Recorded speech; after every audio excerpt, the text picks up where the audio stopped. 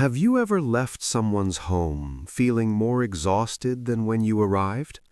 As we get older, how we spend our time, and more importantly, who we spend it with, becomes increasingly important. The truth is, certain visits aren't just a waste of time. They can drain your energy, disrupt your peace of mind, and even take a toll on your emotional well-being. But the problem is, we often don't realize this until it's too late. In this video, we're going to talk about 4 types of people whose homes you should avoid visiting after 65, no matter how much free time you have. Whether it's out of habit, obligation, or a misplaced sense of politeness, many of us continue showing up at these homes, not realizing the toll it takes on our mental and emotional state. Today, we're breaking it all down so you can make better choices about where and with whom you spend your time. Stay tuned until the end, because understanding who to avoid is just as important as knowing who to keep close.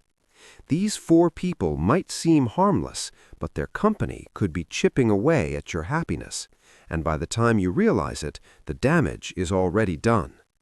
Once you recognize these patterns, you'll have the power to protect your energy, set healthy boundaries, and spend your golden years with people who truly uplift you. Now, let's get started. Number 1. The chronic complainer. Some people never have a good day, and even when things are going well, they'll find a reason to be upset. You know the type. The moment you walk into their home, you're greeted with a sigh, a complaint about their health, the economy, or how nobody cares about them. It doesn't matter if the sun is shining or if they've just received good news, there's always something wrong. And if you stay too long, you'll start to feel it too. Negativity is contagious, and when you spend time with someone who constantly complains, it seeps into your own mindset, whether you realize it or not. It's not just about hearing a few grumbles. It's the emotional weight they put on your shoulders. The longer you sit there, the more you absorb their frustration, their hopelessness, their belief that the world is against them. And when you finally leave, you might notice that you feel heavier, as if you're carrying their burdens along with your own. Now, this doesn't mean you should abandon friends or family who are going through tough times. Everyone has struggles, and it's natural to lend a listening ear. But there's a difference between someone going through a rough patch and someone who has made negativity their way of life. Chronic complainers don't want solutions. They want an audience. They thrive on sympathy, and they'll keep pulling you back in visit after visit until their problems become your problems. The tricky part is, they don't always seem toxic at first. Many complainers start small, an offhand remark about a bad night's sleep, a minor grievance about the neighbor's dog. But before long, you're stuck in a cycle of endless complaints about the unfairness of life. And no matter how much advice you offer, they never take action. You'll notice that no matter how many hours you spend listening, nothing changes.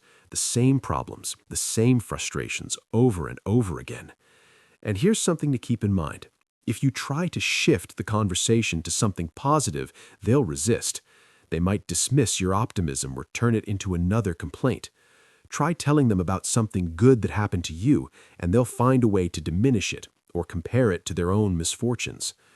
Over time, you'll realize that every visit leaves you emotionally drained rather than refreshed. If you walk into someone's home feeling fine, but leave feeling exhausted, irritated, or even a little hopeless, it's time to reconsider those visits. After 65, your time is too valuable to be spent absorbing someone else's endless negativity. There's nothing wrong with offering kindness, but don't mistake kindness for sacrificing your peace of mind.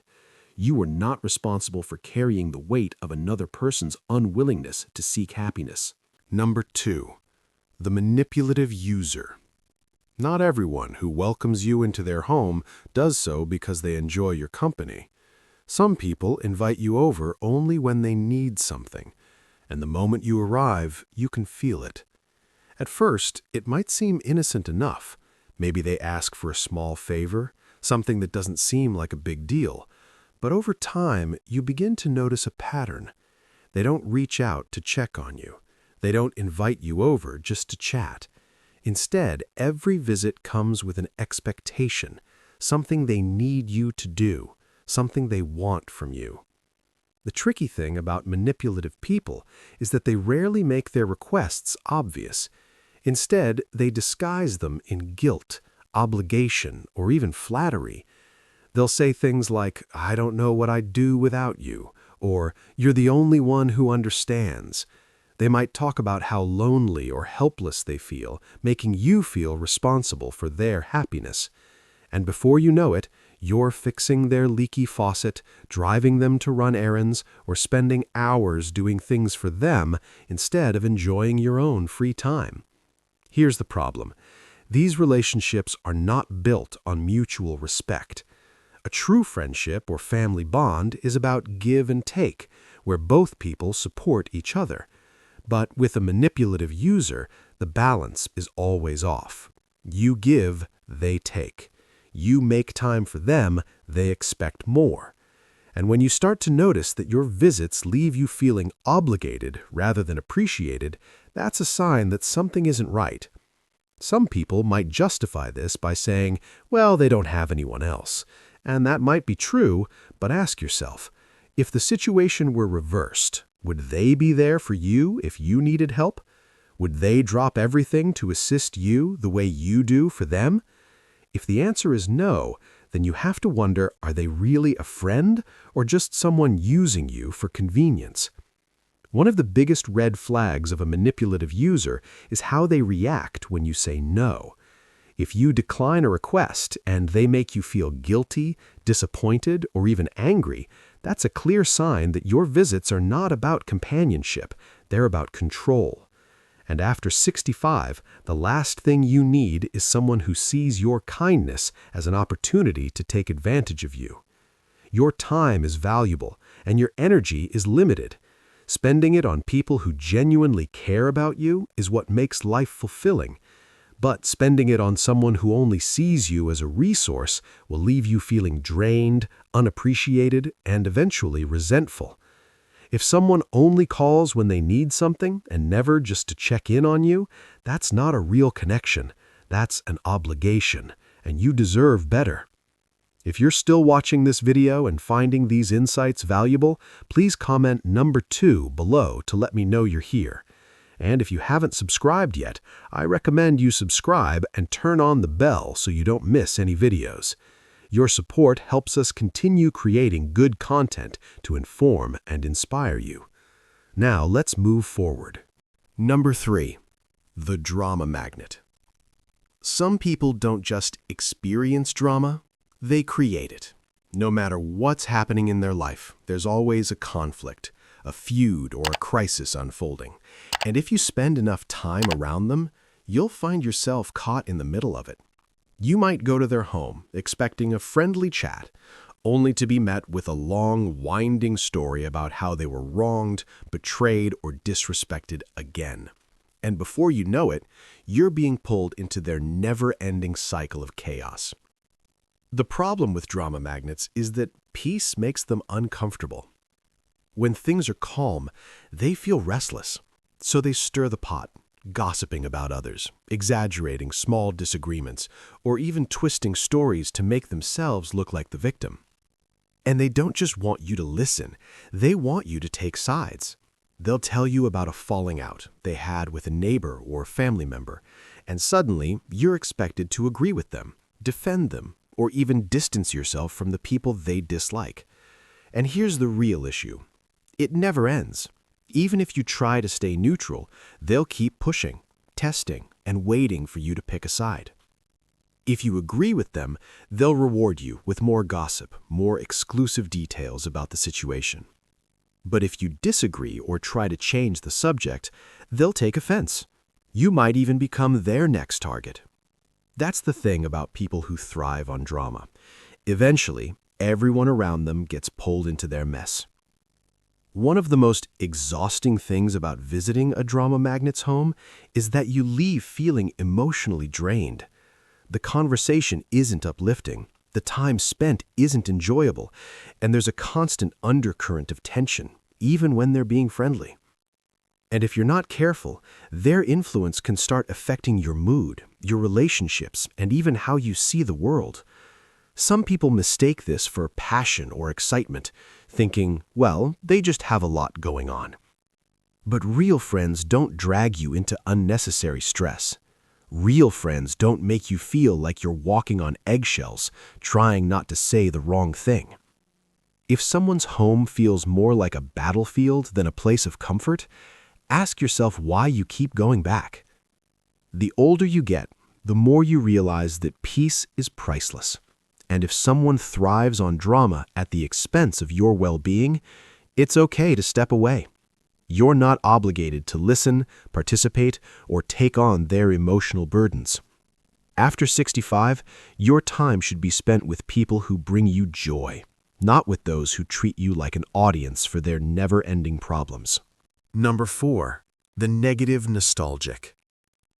Some people live in the past, and not in a way that brings warmth or wisdom, but in a way that keeps them stuck in bitterness, regret, and resentment. When you visit their home, the conversation always circles back to what went wrong, who disappointed them, or how life was unfair to them. It doesn't matter how much time has passed or how much good they have in their life today, their focus is always on what they lost, rather than what they still have. At first, it might seem like harmless reminiscing. After all, everyone enjoys talking about the past now and then. But with the negative nostalgic, it's never just about memories.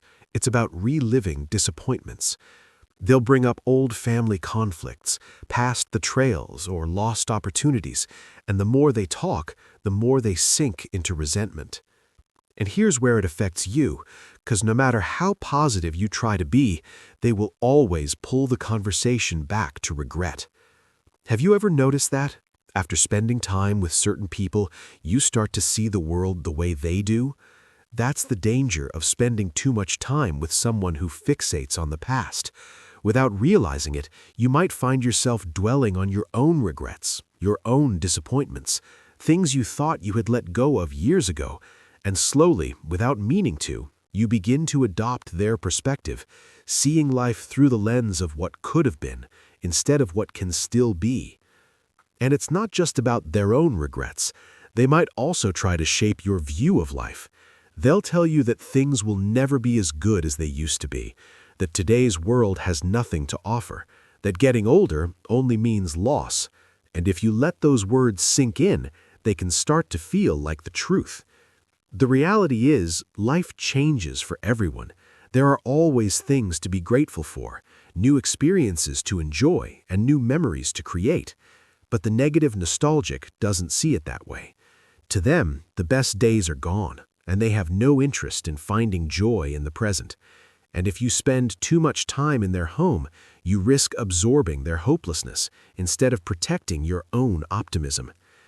Now, this doesn't mean you should avoid people who have been through hardships, but there's a difference between sharing life lessons and clinging to past pain. There's a difference between honoring memories and being trapped by them. After 65, you should be surrounding yourself with people who appreciate what life still has to offer, not those who only see what they've lost. If you're still watching this video and finding these insights valuable, please comment number 4 below to let me know you're here. And if you haven't subscribed yet, I recommend you subscribe and turn on the bell so you don't miss any videos. Your support helps us continue creating good content to inform and inspire you. Now, let's move forward. Final thoughts. The secret of quitting and Masonic. As we wrap up this video, take a moment to reflect on the 4 types of people we've talked about. Have you ever found yourself leaving someone's home feeling drained, frustrated, or emotionally weighed down? If so, it might be time to reconsider where and with whom you spend your time. After 65, your peace of mind is one of the most valuable things you have, and protecting it isn't just a luxury, it's a necessity now. This doesn't mean you should cut people out of your life without reason, but it does mean being mindful of the energy you allow into your space. Some visits leave you feeling uplifted, inspired, and truly connected. Others leave you exhausted, questioning yourself, or carrying emotional weight that isn't yours to bear. When you start paying attention to how you feel after spending time with someone, you'll quickly see the difference between relationships that nourish you and those that drain you. Remember, you are not responsible for fixing someone else's negativity, fueling their drama, or making up for the things they refuse to change. Your time, your energy, and your emotional well-being are just as important as anyone else's, and you deserve to spend your later years surrounded by people who bring you joy, not those who take it away. So ask yourself, who in your life truly appreciates you? Who makes you feel valued, and whose home do you leave feeling better than when you arrived? Those are the relationships worth investing in, because at this stage in life, every moment matters, and spending them wisely will make all the difference. Thank you for joining us today. We'd love to hear from you. Leave a comment below and share one thing you learned today and how you plan to use it in your life. Your thoughts are important to us, so don't hesitate to share them. Reading your comments gives us great motivation and encouragement. If you enjoyed this video and found it helpful, please like, subscribe, and share. Your support helps us continue creating good content to inform and inspire you. Thanks for watching, and we look forward to seeing you in the next video.